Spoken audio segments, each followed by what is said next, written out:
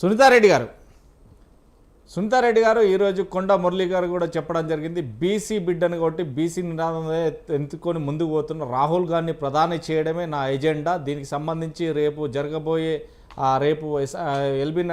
LB స్టేడియంలో జరగబోయే meeting కూడా భారీ బందోబస్తుగానే ఉంటుంది. ఈ మీటింగు చాలా జనస్కృత కూడా జరుగుతుంది. ఈ నేపథ్యంలోనే గ్రామ అధ్యక్షులు కావచ్చు, గ్రామానికి సంబంధించిన వాళ్ళు కావచ్చు, వివిధ రంగాలలో కాంగ్రెస్ పార్టీ పెట్టడం జరిగింది. కానీ బీసీ బిడ్డను కాబట్టి బీసీ నినాదం ఎత్తుకొని పోతున్నా నేను.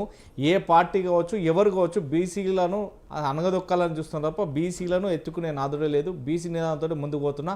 రాహుల్ గాంధీ కూడా చెప్పడం జరిగింది. రాహుల్ గాంధీ ప్రధాని అయిన తర్వాత ఇంకా రూపురేఖలు మారుతాయి అని చెప్తున్నారు. ఎలా చూడొచ్చు?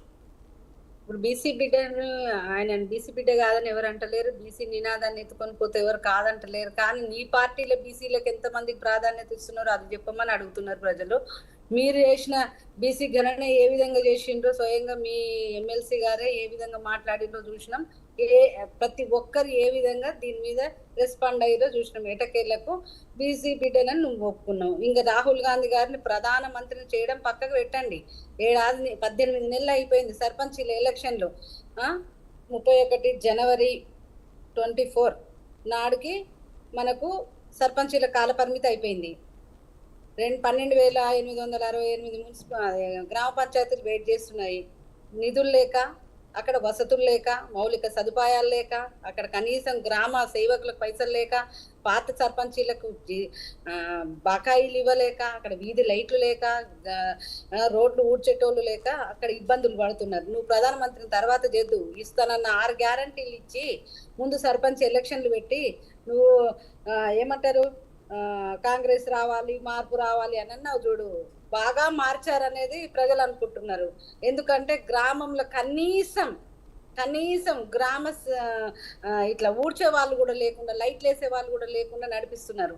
రెండోది మనకు ఎంపీటీసీలు జడ్పీటీసీల ఎలక్షన్లు మనకు మే 24కు డేట్ అయిపోయింది.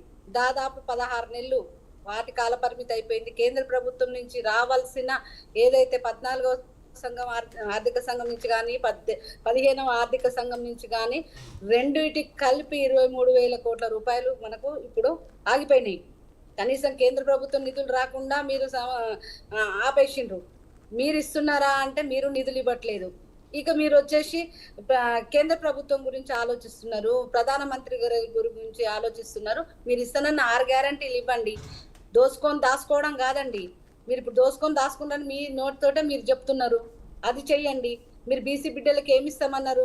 20,000 కోట్ల రూపాయలు ప్రతి సంవత్సరం బడ్జెట్లో పెడతానన్నారు. మరి ఎక్కడిచ్చిండ్రో చెప్పాలి. ఎమ్మెల్యే ఎలక్షన్లలో ఒక్కొక్క పార్లమెంటుకు 2 ఎమ్మెల్యేలు అన్నారు. మరి అది ఇయ్యనే లేదు. ఇప్పుడు వచ్చేసి మీరు దాదాపు 15 మందినో మంత్రులు వేసుకున్నారు. దాదాపు 6-7 మంత్రులు బీసీలు ఉండాలి. మరి ఎక్కడేసిండో ఏనే లేదు. నిన్న మొన్న చాలా కార్పొరేషన్లు నింపిర్రు. మరి ఎంతమంది బీసీలకు ఇచ్చారో చెప్పాలి. ఇవన్నీ మాటలు చెప్పడం కాదండి. ఒక్కటైనా చేసి చూపిస్తే ప్రజలు నమ్ముతారు. వాళ్ళకి ఇస్తానన్న బంగారం ఎక్కడ పోయింది? 2,500 రూపాయలు ఎక్కడ పోయినాయి? ఇస్తానన్న 15,000 రూపాయలు ఎక్కడ పోయినాయి?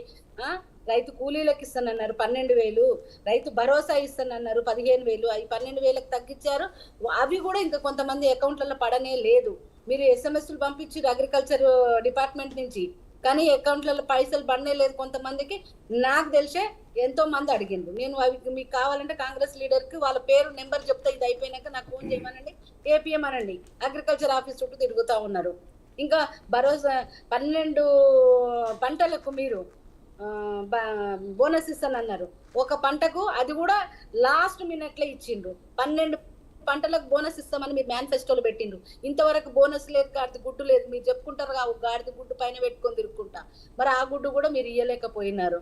ఇవన్నీ చెప్పి మోసం చేసి ప్రజలలో పోయి మేము కాంగ్రెస్ రావాలి, మార్పు రావాలని చెప్పిస్తే ఏమన్నా పెద్ద మార్పు తీసుకొస్తారేమంటే వాళ్ళ జీవితాలనే మార్చి పారేశారు. దేనికి పనికి రాకుండా చేశారు. విద్యార్థులకు ఫీజు రియంబర్స్మెంట్ ఇవ్వకుండా, సర్పంచీలకు పైసలు ఇవ్వకుండా, స్టూడెంట్స్కు ఇస్తానన్న 500 రూపాయలు ఇవ్వకుండా, స్కూటీలు ఇవ్వకుండా, పెళ్ళైన వాళ్ళకు తులం బంగారం పెడతానని ఇవ్వకుండా, రైతులకు రైతు భరోసాలు ఇవ్వకుండా, ఈ విధంగా ప్రజల్ని అడుగడుగున మోసం చేసి 420 వాగ్దానాలు చేసి ఇంకా ఏం చేస్తారు? ఇంకా ఆయనని ప్రధానమంత్రిని చేస్తారట. ఒక్క రాష్ట్రంలో మోసం చేస్తేనే ఇన్ని తీసుకొచ్చిండ్రు మార్పులు మీరు. ఇక ఆయన ప్రధానమంత్రిని చేసి ఏం తీసుకొస్తారో? రాజ్యాంగం పెట్టుకొని తిరుగుతారు ఆయన. ఆ రాజ్యాంగం ప్రకారం ఎక్కడా లేదు, ఏమీ లేదు. ఇప్పుడే చెప్పిర్రు రాజ్యాంగం ప్రకారంగా ఆమె నామినేషన్ వేసినప్పుడు ఏమి ఇచ్చింది, ఆమె మొగుడు చెప్పింది ఏముంది, వాళ్ళ ఆస్తుల విషయమే చూస్తే కనపడతా ఉంది. ఆయన రాజ్యాంగం పెట్టుకొని తిరుగుతాడు. మళ్ళీ అక్కడ ఏమంటారు, పక్క ఎమ్మెల్యేలని ఏమంటారు, పక్క పార్టీ ఎమ్మెల్యేలని చేసుకుంటే రాళ్లతో కొట్టాలని చెప్పిండు. యాంటీ డిఫెక్షన్ చేసిన వాళ్ళని తరిమి తన్నాలని చెప్తాడు. కానీ మరి ఆయన పక్క పార్టీ ఎమ్మెల్యేలను అందరినీ తీసుకున్నాడు. ఇప్పుడు ఏడాదిన్నర అయ్యింది. మరి ఎక్కడ రాజ్యాంగం ముందరికి తీసుకుపోయారో అర్థం కావట్లేదు, ఎక్కడ రాజ్యాంగాన్ని గౌరవిస్తున్నారో అర్థం కావట్లేదు. ఇవన్నీ కాంగ్రెస్ పార్టీ జూటా మాటలు, అవన్నీ జూటా మాటలు, అబద్ధాలతోని ప్రభుత్వంలోకి వచ్చింది. ప్రజలు భరిస్తున్నారు. ఇప్పుడు ఇంకా సర్పంచ్ ఎలక్షన్లో పోతే వాళ్ళకి తగ్గిన బుద్ధి చెప్తారు. అందుకే భయపడే ఎలక్షన్లు కూడా పెడతలేరు వీళ్ళు. ఇక బీసీ బిడ్డనని మీరు ఇక కార్డు వేసుకోవాల్సిన అవసరం లేదండి. ఆ కార్డు వేసుకుంటేనే బీసీలు మీ ఎమ్మటి ఉరికొస్తారు అనుకుంటే తప్పండి. మీరు చేసిన బీసీలకు చేసిన మీ మోసం మీ ఎమ్మటే ఉంటది. మీరు ఏం మోసం చేస్తున్నారో వాళ్ళు గ్రహించారు. రైట్. కోటేశ్వరరావు గారు, చెప్పండి. కోటేశ్వరరావు గారు, మనం చూస్తే